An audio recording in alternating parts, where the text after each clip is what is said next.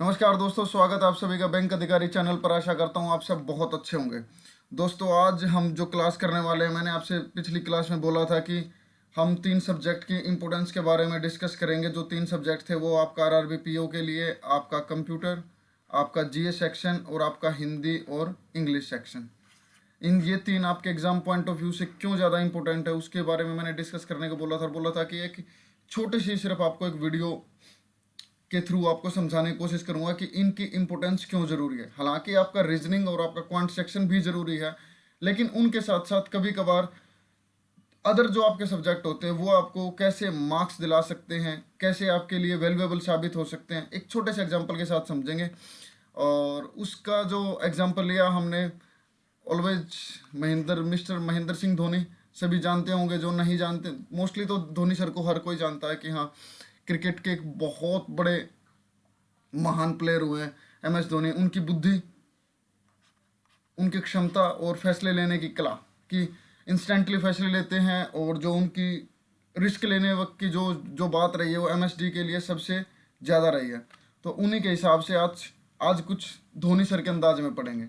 सबसे पहले दोस्तों हम बात करते हैं, एग्जाम्पल जो हम लेंगे वो 2007 आपका जो वर्ल्ड कप जो हुआ था T20 वाला। उसमें क्या हुआ था कि इंडिया और पाकिस्तान का क्वार्टर फाइनल मैच था, और सेमीफाइनल में जाने के लिए इंडिया ने, जैसे टॉस हुआ, इंडिया की पहले बैटिंग आई, इंडिया ने 141 बनाए 9 विकेट के स्कोर पर। उसके जवाब में पाकिस्तान भी 141 बनाए 9 विकेट पर, और यहाँ पर आपके 20 ओवर कंप्लीट हो चुके थे। यहाँ भी आपके 20 ओवर कंप्लीट हो चुके थे। उस समय एक कंसेप्ट आया था दोस्तों, बोल्ड आउट का, कि हर एक टीम क्या करेगी, 5 बॉल जो है वो इंडिया टीम फेंकेगी और 5 बॉल जो है पाकिस्तान टीम फेंकेगी। डिफरेंट डिफरेंट आपके प्लेयर होने चाहिए। यहाँ भी ऐसे ही था कि आपके डिफरेंट प्लेयर होने चाहिए। और जो बॉल फेंकने का जो अंदाज था वो कैसे होना था, कि जैसे ये आपका ग्राउंड है और ये वाले मान लो आपकी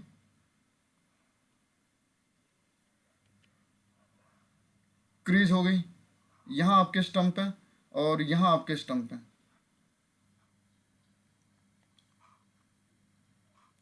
तो क्या होता था, बॉलर यहाँ से बॉल फेंकेगा, यहाँ सिर्फ कीपर होगा और यहाँ आपके जो मैच रेफरी वगैरह होंगे वो लोग होंगे। सिर्फ इतना ही था कि बॉलर यहाँ से बॉल फेंकेगा, इधर आपका जो कीपर है वो खड़ा होगा, और सिर्फ आपको बॉल का एक्चुअल में जो रूल था वो ये था कि बॉल आपको स्टंप पे मारनी है। जिसकी जितनी ज़्यादा बॉल स्टंप पे लगेंगी वही विनर घोषित कर दिया जाएगा। उस समय इंडिया के बहुत ही महान बॉलर, काफ़ी अच्छे अच्छे बॉलर हुआ करते थे। आपका आरपी सिंह हुआ करते थे, जहीर खान हुआ करते थे, इरफान पठान थे, और भी कई सारे बॉलर थे। और जो आपका स्पिनर्स में जो थे, स्पिनर में आपका हरभजन सिंह थे, आपके हरभजन सिंह। तो उस समय जो इंडिया ने जो पिक किया वो किस किस को पिक किया, आपका वीरेंद्र सहवाग, जो आपके टेम्परेरी बॉलर हुआ करते थे, रोबिन उथप्पा जिन्होंने कभी इंटरनेशनल में उससे पहले बॉलिंग नहीं की थी, आपके हरभजन सिंह। हाँ, ये तो आपके हम कह सकते हैं कि भाई ये आपके मेन बॉलर थे। इरफान पठान और यस एस श्रीशांत।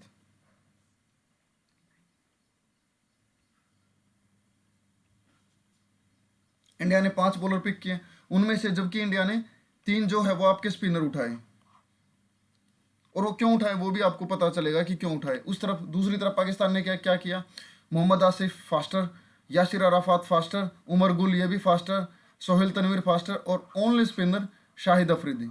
और ये भी मीडियम पेसर, स्पिनर तो हम नहीं कह सकते, मीडियम पेसर बोल सकते हैं। इंडिया ने क्या किया दोस्तों, इंडिया ने 3 स्पिनर उठाए। ऐसा क्यों किया इंडिया ने दोस्तों? एक तो जो ये वर्ल्ड कप के जो मैच चल रहे थे ये साउथ अफ्रीका में चल रहे थे। साउथ अफ्रीका में तेज पिचेस होती हैं, जो वहाँ की जो जो पिच होती हैं वो बहुत तेज होती हैं, और वहाँ पर बॉल पड़ के स्विंग बहुत जल्दी करता है। इसीलिए इंडिया ने स्पिनर्स को चूज किया, और उनमें सबसे जो मेन हाथ था वो था आपके MSD सर का, महेंद्र सिंह धोनी सर का। उन्होंने टीम को पिक किया कि मुझे कौन कौन सा बॉलर चाहिए उस चीज़ के लिए। और इनकी एक और ख़ास बात क्या थी आपको आगे पता चलेगा। चलो तो भाई, अभी जब टॉस जब हुआ तो टॉस में क्या हुआ कि इंडिया ने टॉस जीता, और पहले पहले उन्हीं की तरफ से बॉल करने का फैसला आया। तो सबसे पहले धोनी सर ने बॉल जो थमाई सहवाग सर को, सहवाग सर ने बॉल पिक की, स्टंप पे लग गई, बॉल्ड। मतलब कि आपको 1 पॉइंट मिल गया। ये देखिए आपको एक पॉइंट यहाँ से मिल गया। देन उसके बाद पाकिस्तान की तरफ से आए यासिर अराफात, इन्होंने बॉल डाली और इधर से कीपर के ग्लव्स में चली गई, उनकी बॉल नहीं हुई। ये देखो कि वो नहीं कर पाए। देन उसके बाद हमारे हरभजन पाजी ने यहाँ से बॉल डाली, विकेट उड़ी। ये देखा आप बेल्स देख सकते हैं, तो हमें दूसरा पॉइंट भी मिल गया। देन उसके बाद पाकिस्तान की तरफ से आए उमर गुल, उमर गुल ने बॉल डाली और सीधी विकेट कीपर के ग्लव्स में, ये भी आपका बाहर हो गई।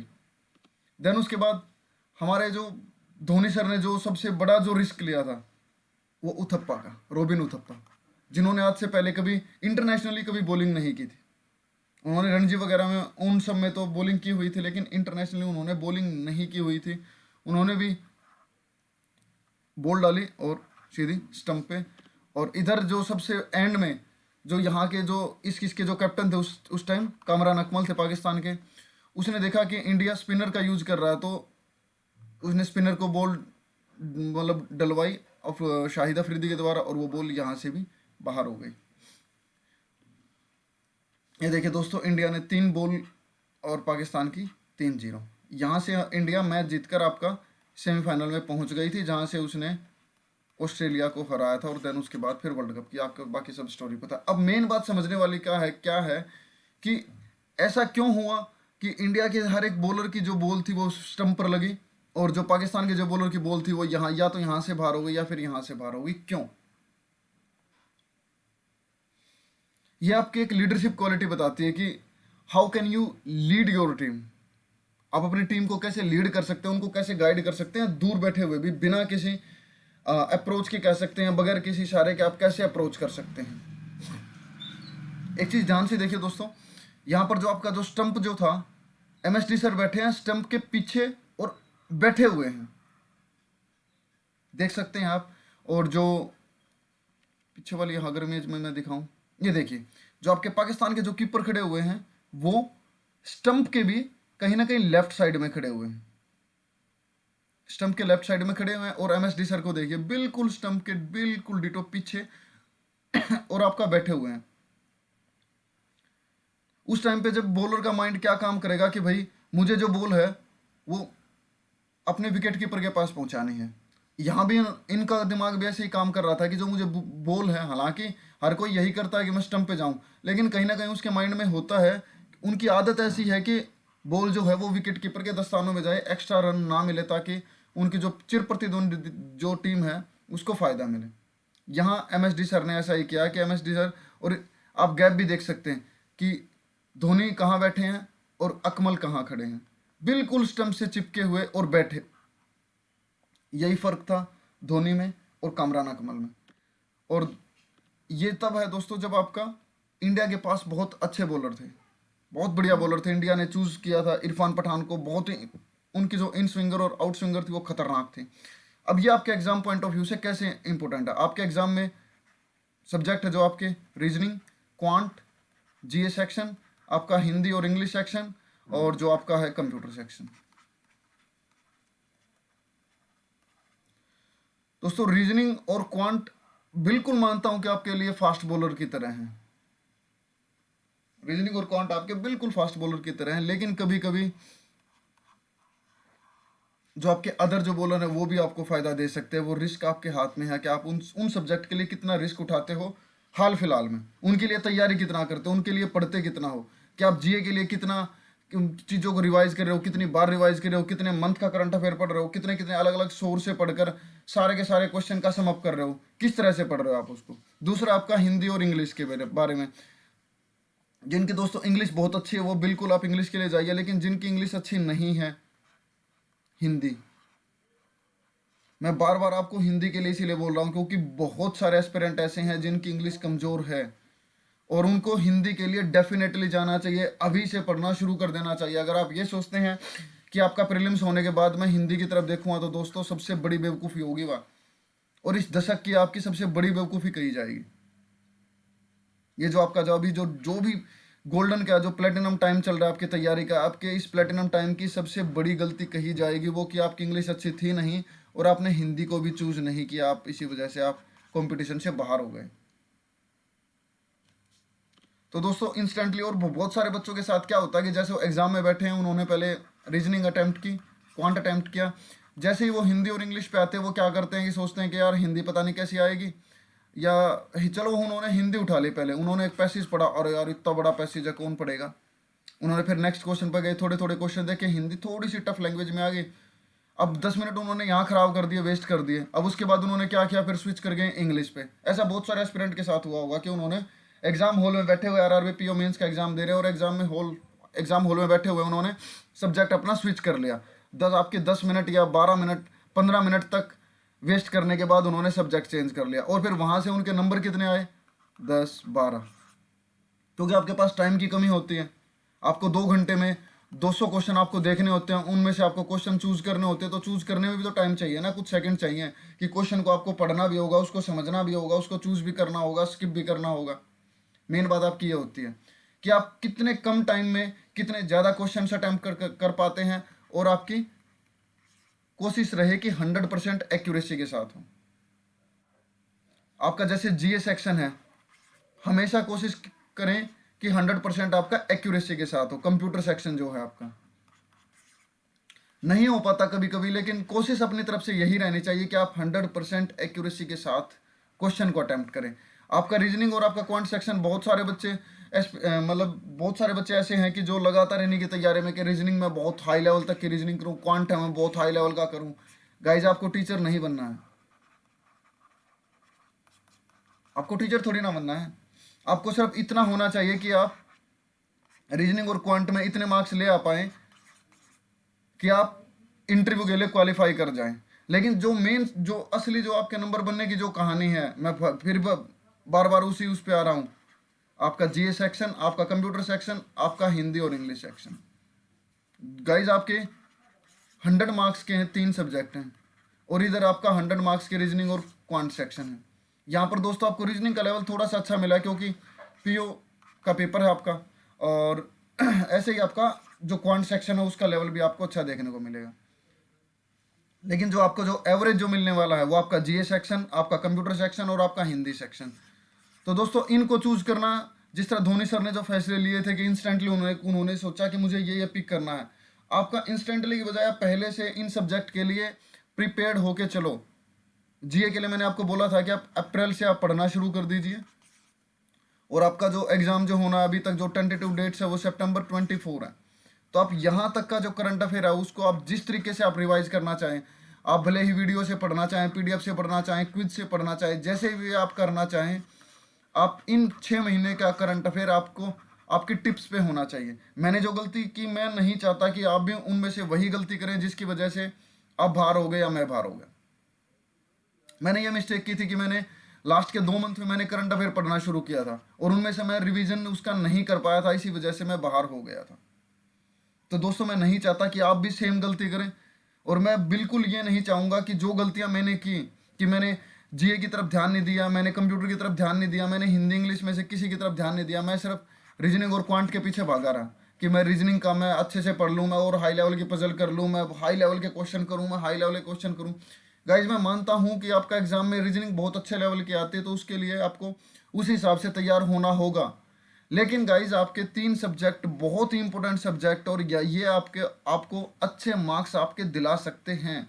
अगर इधर से मान लीजिए आपकी रीजनिंग की एक पजल गलत हो गई, आपने दोस्तों 10 मिनट पजल को दिए और आपकी पजल गलत हो गई, एग्जाम्पल मान के चलिए कि आपकी पजल गलत हो गई, तो आपके 10 मिनट में आपके 5 से 6 या 7 जितने भी मार्क्स के होते हैं आप बाहर हो गए दोस्तों कंपटीशन से।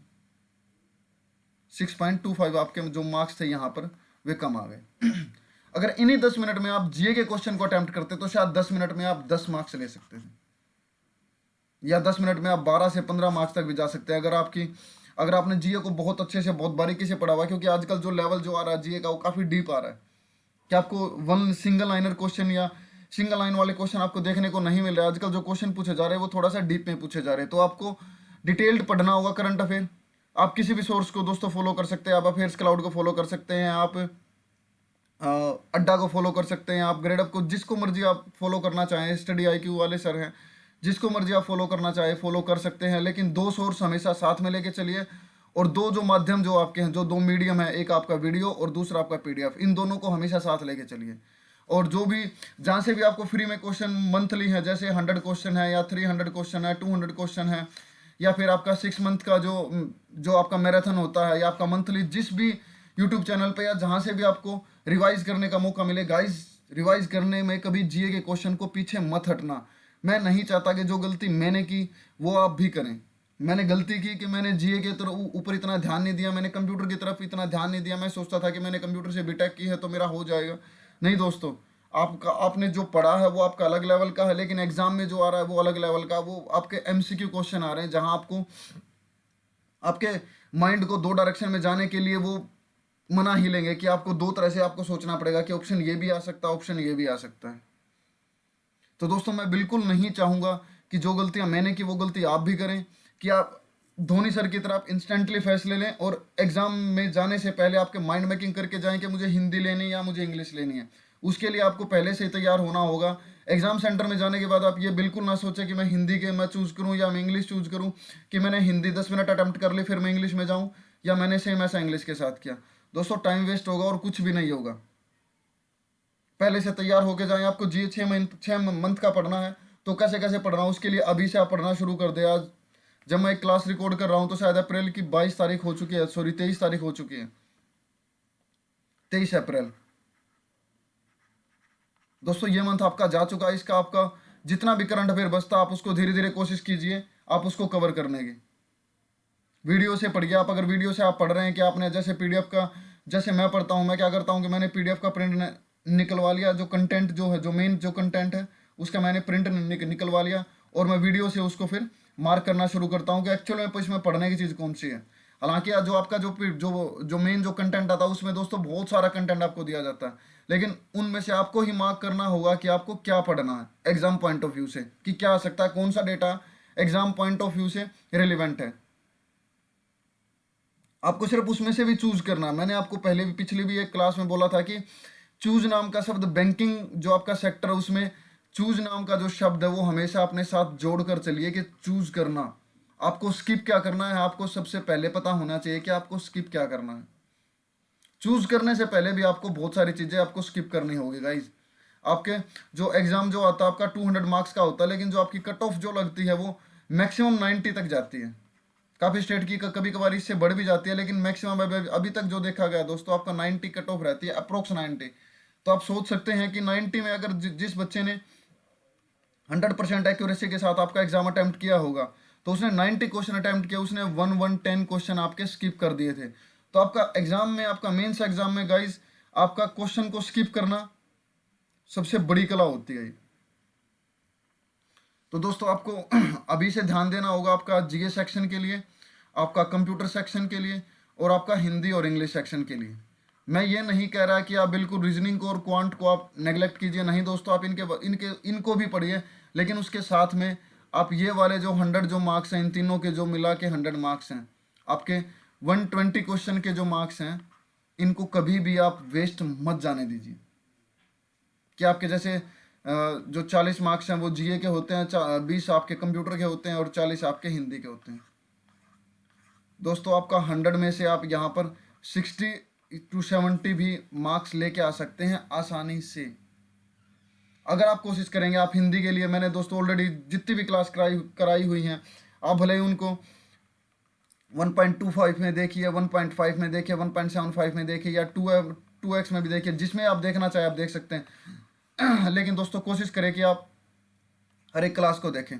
हर एक क्लास का जो भी आपका एग्जाम पॉइंट ऑफ व्यू से जो भी आपका टॉपिक इंपॉर्टेंट है, अभी तक जो एग्जाम में नहीं आया दोस्तों, मैंने उसका भी कराने की कोशिश की है कि आपका नुकसान नहीं होना चाहिए। आप जब एग्जाम सेंटर में बैठे हो, एग्जाम हॉल में बैठे हो, आपके माइंड में ये नहीं आना चाहिए कि यार अगर मैं ये वाला टॉपिक भी पढ़ लेता तो शायद मेरे एग्जाम के लिए ज़्यादा बेटर रहता। मैंने कोशिश की है कि जितने भी आपके टॉपिक जो बन सकते हैं अभी तक, जो आपके इंग्लिश में जो पूछे गए हैं आपके, मैंने वो कोशिश की है कि सेम उसी पैटर्न पर क्वेश्चन आपके हिंदी में करा सकूं। और भी जितने पैटर्न, अगर मान लो दोस्तों अभी तक जितने मैंने जो जितने भी पार्ट कराए, मेरी शायद 7 से 8 क्लास हो चुकी हैं जो स्पेशल हिंदी के लिए मैंने कराई हैं। उनके अलावा भी अगर आपको कुछ लगता है कि ये वाला टॉपिक आपका इंग्लिश में अभी तक पूछा गया है आपका मेंस एग्जाम में, तो गाइज आप मुझे कमेंट में बता सकते हैं कि कौन से वाला टॉपिक है जो रहता है, जो मैंने नहीं कराया और जो आपका इंग्लिश में आता है। मैं नहीं चाहता कि आपके जो भी इंग्लिश में जो टॉपिक आ रहे हैं कि वो आपका हिंदी में आप उसे अटेम्प्ट ना करें। दोस्तों मैं बिल्कुल चाहूँगा कि जो भी टॉपिक आपके इंग्लिश में आए हैं अभी तक, चाहे वो भले ही आपका IBPS PO मेंस में आए हों या फिर भले ही आपका वो SBI PO मेंस में आए हों, जो भी टॉपिक आपके आए हैं मैं चाहता हूँ कि वो सेम टॉपिक आप हिंदी में भी अटेम्प्ट करें। क्योंकि गाइज आपकी 40 नंबर की हिंदी आ रही है, 40 की इंग्लिश आ रही है, कट ऑफ इन दोनों की लगभग सेम ही रहती है, ज़्यादा नहीं जाती है। तो इसका मतलब जो इसका एग्जाम का लेवल है वो भी तो इक्वल ही होगा ना कहीं एडजस्टेंट लेवल में होगा, तभी तो इन दोनों की कट ऑफ सेम रहती है। कि कभी कभार थोड़ा सा डिफरेंस होगा, लेकिन अभी पिछले जो 2-3 साल से जो पैटर्न चेंज हुआ उसके हिसाब से जो आपका जो हिंदी का लेवल जैसे ही जो इंक्रीज हुआ है उसमें आपका जो बच्चों के जो स्कोर आते हैं वो 10-15 मैक्सिमम 20 तक स्कोर आते हैं, मैक्सिमम 20 तक। तो दोस्तों हिंदी को आप इजी मत समझिए, आप जियो सेक्शन को यह मत मान के चलिए कि आप उनको एज ए फास्टर की तरह यूज़ कर लेंगे। दोस्तों कभी कभार आपका एग्ज़ाम में स्पिनर की भी ज़रूरत होती है, जैसे ग्राउंड में स्पिनर की ज़रूरत होती है उसी तरह दोस्तों आपका यहाँ भी स्पिनर की ज़रूरत होगी। आपको कंडीशन को देखना पड़ेगा। ज़रूरी नहीं है कि आप स्टंप के पीछे खड़े होकर आप एग्ज़ाम को उसी तरह अटेम्प्ट करें जैसे आप अभी तक करते आए। कभी कभार आपको विकेट से चिपक कर और घुटने टेक कर भी बैठना होगा आपका एग्ज़ाम निकालने के लिए जिस तरह MSD सर बैठे थे। आई होप दोस्तों माही सर के एग्जाम्पल से आपको समझ आया होगा कि क्यों आपके ये 3 सब्जेक्ट इंपॉर्टेंट हैं। माही सर ने उन 3 लोगों को बॉलिंग दी, उनको कंडीशन के हिसाब से उनको इंस्टेंटली उन्होंने जो भी सोचा होगा, जो भी वो तो भगवान ही जाने या फिर वही MSD सर जाने कि उन्होंने ऐसा क्यों सेलेक्ट किया कि उन्होंने रॉबिन उथप्पा यार जिन्होंने कभी बॉलिंग नहीं की थी उससे पहले, इंटरनेशनल क्रिकेट में उन्होंने उससे पहले कभी बॉलिंग नहीं की थी, उनसे अगर वो बॉलिंग करा रहे हैं। आपका जो पार्ट टाइम स्पिनर है वीरेंद्र सहवाग, उनसे वो बॉलिंग करा रहे हैं। उन्होंने जहीर खान को छोड़ दिया, उन्होंने इरफान पठान को छोड़ दिया, उन्होंने RP सिंह को छोड़ दिया, उन्होंने मुनाफ पटेल को छोड़ दिया। गाइज आपके 4 बहुत ही गजब के फास्टर थे, लेकिन उन्होंने सेलेक्ट किसको किया? रॉबिन उथप्पा को, वीरेंद्र सहवाग को। और चलो हरभजन सिंह तो जो थे वो तो आपके चलो हम मान सकते हैं कि वो भाई कंटिन्यू आपके बॉलर थे। जैसे आपका GA सेक्शन का मान लीजिए कि वो तो लगभग हर एग्जाम में आती है, लेकिन दोस्तों आपका हिंदी और आपका कंप्यूटर, इनमें से आप एक वीरेंद्र सहवाग सर को मान सकते हैं और एक दूसरा रॉबिन उथप्पा को मान सकते हैं। गाइस एग्जाम की इंपॉर्टेंस को समझिए। क्यों? सबसे पहले तो ये समझिए कि आपका एग्जाम क्रैक करना क्यों जरूरी है। जब आपके माइंड में ये शब्द आएगा ना क्यों, आपको खुद ही महसूस होगा कि ये तीनों सब्जेक्ट क्यों इंपॉर्टेंट है आपके एग्जाम पॉइंट ऑफ व्यू से। गाइज आपका जो रीजनिंग में जब आप कितने क्वेश्चन अटेम्प्ट कर पाओगे? मैक्सिमम 10, 12 या 15 क्वेश्चन। क्वांट में कितने कर पाओगे? क्वांट काफ़ी अच्छे लेवल का आ रहा है तो 15 क्वेश्चन आप यहाँ मान लीजिए। 15 क्वेश्चन अगर आप यहाँ मानते हैं, 15 क्वेश्चन आप यहाँ मानते हैं, आपने 30 क्वेश्चन अटेम्प्ट कर लिए। 30 क्वेश्चन के लिए गाइज आपको मिनिमम आपको 45 मिनट देने पड़ेंगे। लेकिन जैसे अगर आप यहाँ देखेंगे तो आपके 120 क्वेश्चन में से अगर आप 80 क्वेश्चन भी अगर अटेम्प्ट करते हैं तो 80 क्वेश्चन आपके लगभग आपका 45 मिनट में 80 क्वेश्चन आपके हो जाएंगे। और अब आप यहाँ से देख सकते हैं कि 45 मिनट में आप यहाँ 30 क्वेश्चन अटेम्प्ट कर रहे हैं, 45 मिनट में आप यहाँ 80 क्वेश्चन अटेम्प्ट कर रहे हैं। किसकी वर्थ ज़्यादा है और क्यों ज़्यादा है? आई होप आपको आज की क्लास अच्छी लगी होगी, समझ आया होगा, तीनों सब्जेक्ट की आपको इम्पोर्टेंस महसूस हुई होगी कि क्यों आपका GA सेक्शन, आपका कंप्यूटर सेक्शन और आपका हिंदी और इंग्लिश जो ऑप्शनल जो आपका सब्जेक्ट है वो आपके एग्जाम पॉइंट ऑफ व्यू से क्यों इंपॉर्टेंट है। ठीक है दोस्तों, तो आज की क्लास खत्म करते हैं। आई होप आपको मेरी जो बातें हैं वो शायद मे भी कुछ समझ आई होंगी, कुछ आपको लगा होगा कि हाँ एग्जाम पॉइंट ऑफ व्यू से इंपॉर्टेंट है। अगर आपको लगता है कि भाई एग्जाम पॉइंट ऑफ व्यू से इंपॉर्टेंट अगर हम यहाँ पर हम बातें कर रहे हैं या फिर एक आपका एग्जाम पॉइंट ऑफ व्यू से हम क्वेश्चंस अटेम्प्ट कर रहे हैं हमारी जो भी जितनी भी अनदर क्लास हुई उनमें, तो गाइज हमारे साथ आइए, हमारी फैमिली का हिस्सा बनिए। वीडियो अच्छी लगती है तो आप लाइक कर सकते हैं, अपने दोस्तों के साथ शेयर कर सकते हैं, उनको बता सकते हैं कि हिंदी की फ्री, बिल्कुल फ्री बैच। जब तक आपका एग्जाम आपका नहीं हो जाता, बिल्कुल ही फ्री बैच आपको दिया जाएगा।